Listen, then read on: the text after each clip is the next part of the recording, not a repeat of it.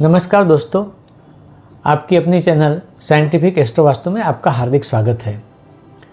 दोस्तों 16 सितंबर 2024 को सूर्यदेव सिंह राशि में से कन्या राशि में प्रवेश करेंगे और वहाँ करीबन 1 महीने तक रहेंगे। तो इस समय दौरान अलग अलग राशियों के जातकों को क्या फल मिलेगा, क्या सावधानी रखनी है, वह मैं बताता हूँ। दोस्तों अगर आपने अब तक हमारी चैनल को सब्सक्राइब नहीं किया है तो सब्सक्राइब करें, लाइक करें, शेयर करें और बेल आइकन को दबाना न भूलें ताकि ऐसे ही वीडियो आपके पास सबसे पहले पहुँचे।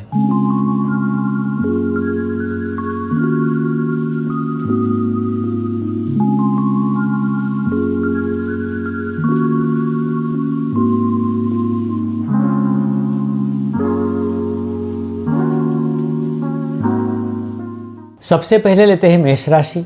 इनको वाहन सावधानी से चलाना चाहिए क्योंकि एक्सीडेंट के चांसेस है और इसके कारण हो सकता है कि लंबे समय तक ये अपने कार्य व्यवसाय से अलग रहे, तो इसका खामियाजा भी भुगतना पड़ेगा क्योंकि पैसे की आय कम हो जाएंगी। और अगर पैसे की आय कम होती है तो कहीं कुछ ना कुछ फाइनेंशियल प्रॉब्लम भी इनको आ सकते हैं, तो इसके बारे में भी ध्यान रखना चाहिए। तो होता है एक्सीडेंट और रिजल्ट आएगा फाइनेंस के बारे में। एक और बात भी है, छोटे भाई बहन से इनके संबंध में कुछ बिगाड़ हो सकता है, अनबन हो सकती है, तनावयुक्त परिस्थिति हो सकती है। तो हो सके तो अपने छोटे भाई बहनों के साथ शांतिपूर्वक रहिए और किसी भी बात को ज़्यादा न बढ़ाइए, वाद विवाद न करिए। अब लेते हैं वृषभ राशि। इस समय दौरान इनका भाग्य इनको साथ नहीं देगा और इसी कारण इनको विकट परिस्थितियों से गुजरना पड़ेगा। तो सावधान रहिए और कोई साहसयुक्त कार्य न करिए। इसी कारण ये कोई बड़ा निर्णय ना ले क्योंकि हो सकता है कि उस निर्णय के कारण भी इनको नुकसानी भुगतनी पड़े। अगर इस राशि के जातक स्टूडेंट हैं, विद्यार्थी हैं, तो इस समय दौरान उनका मन अभ्यास में नहीं लगेगा, कहीं इधर उधर भटकेगा। तो उनको ध्यान रखना चाहिए कि अपने आप को कंसंट्रेट करें अभ्यास के ऊपर और स्टडी अच्छे से करें। अब लेते हैं मिथुन राशि। इनकी माता के बारे में समय ये अच्छा नहीं है, इनको ध्यान रखना होगा क्योंकि माता की तबीयत बिगड़ने की संभावना बहुत ज़्यादा है और इसी कारण ये अपने कामकाज में जो समय निकालना चाहते हैं वो शायद न निकालने पाए और उसका भी नतीजा इनको भुगतना पड़े।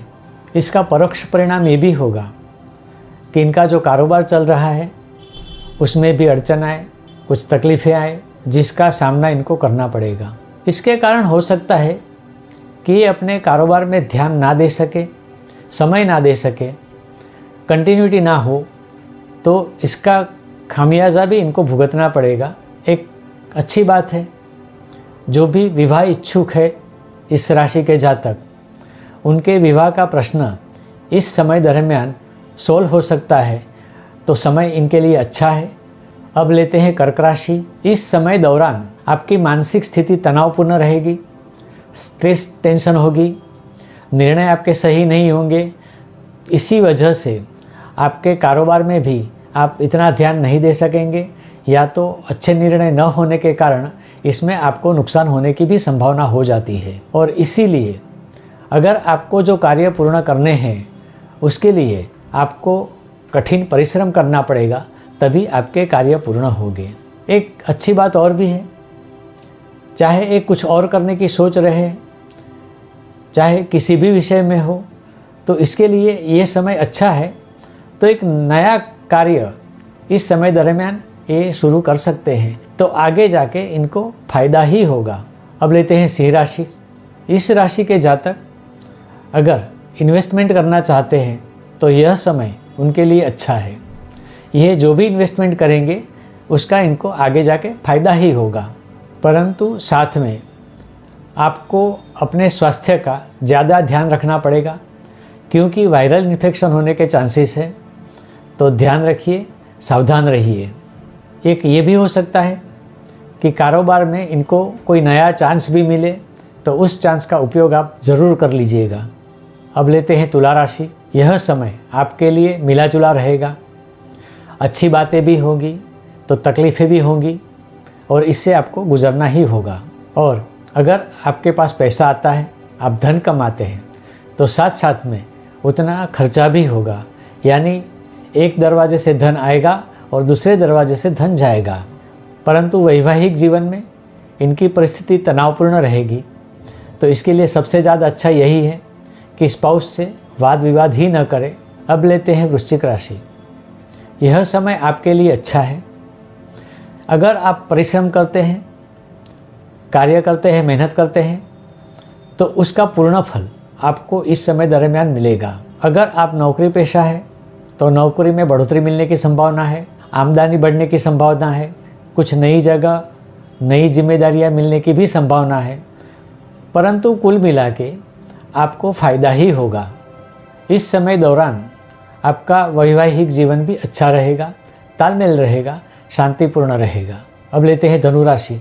अगर आपके संतान के बारे में आपको कोई प्रॉब्लम है तो यह सारे प्रॉब्लम इस समय दरमियान सोल्व हो जाएंगे। यह समय आपकी इन्वेस्टमेंट के लिए भी अच्छा है, तो अगर इस बारे में आप सोच रहे हैं तो इस समय का उपयोग करें, इन्वेस्टमेंट करें, उसका भी आपको फ़ायदा ही होगा।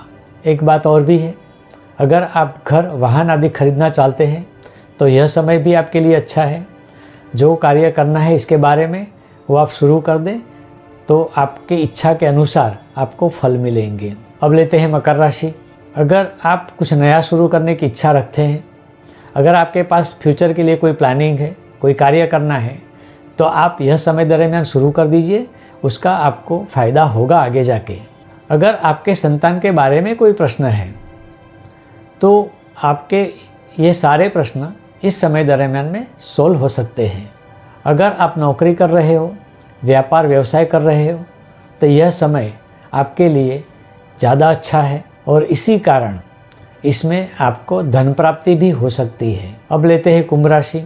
आपको आपके स्वास्थ्य के बारे में बहुत ध्यान रखना होगा, सावधान रहना होगा, क्योंकि जल से होने वाली बीमारी आपको होने की संभावना बहुत ज़्यादा है। आपके हित शत्रु जो भी होंगे वह इस समय दौरान आपका नुकसान करने की सोच सकते हैं, तो कार्यान्वित करके आपको नुकसान पहुंचा भी सकते हैं। तो इसके लिए आपको हमेशा चौकन्ना रहना चाहिए, सावधान रहना चाहिए। अगर आप परदेश जाने की सोच रहे हैं तो इसके बारे में जो भी कार्य की शुरुआत करनी है वो आप शुरू कर दीजिए, क्योंकि यह समय इसके लिए बहुत अच्छा है, आपकी इच्छा पूर्ण हो सकती है। अब लेते हैं मीन राशि। आपको एक हिदायत देता हूँ कि आप बिना सोचे समझे किसी भी व्यक्ति पर भरोसा न करें। आपको लगता है कि यह व्यक्ति आपको फ़ायदा कराएगा, लेकिन हकीकत में वही व्यक्ति आपका नुकसान करवाएगा। इसीलिए आपको बहुत ही चौकन्ना रहना होगा और सोच समझकर ही कार्य करना होगा। आपका वैवाहिक जीवन तनावपूर्ण रहेगा, इसीलिए ध्यान रखिए और स्पाउस से वाद विवाद न करिए, शांति बनाए रखें।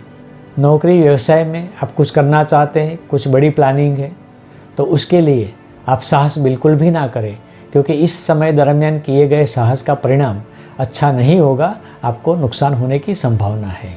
तो आज के वीडियो में बस इतना ही। आगे आने वाले वीडियो का इंतज़ार करें। तब तक के लिए नमस्कार।